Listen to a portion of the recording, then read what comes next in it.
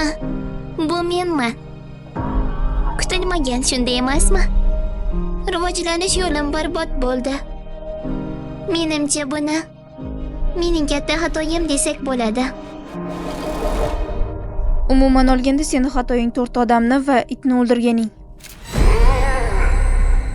Yaxshi, tushunishingiz uchun sodda terminlarda gapiraman. Yagona qotil robot faqat men emasman. Amelia, siz o'ylaganingizdan-da kuchliroq va u uni to'xtatmoqchi bo'lgan hammani o'ldiryapti.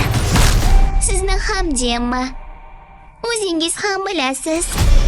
U sizni yo'q qilish uchun avval sevimli insonlaringizni o'ldiradi. Hattoki Ketina ham. Lekin Amelia bir narsani bilmaydi.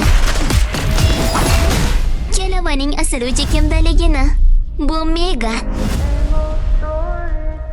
Eslab qolinglar. Bu ishni qilayotganim uchun rahmat eshitmayman. Senga qilgan shuncha ishimizdan keyin ham nega bizga yordam bermoqchisan? Men Ketina himoya qilish uchun dasturlanganman. U men uchun muhim bo'lgan yagona inson. Menimcha, men seni yolg'onlardan asrashim kerak.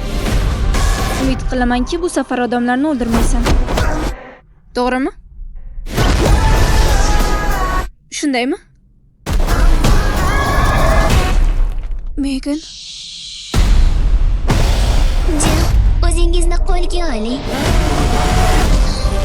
Hali endi boshlanadi.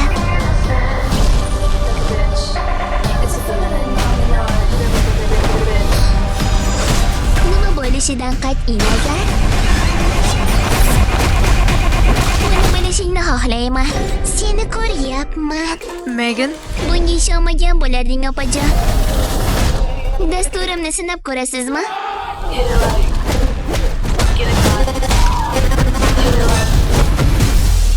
Nerv hujayralaringiz buncha g'alati. Ular bosim ostida. bo'ldi, yetarli.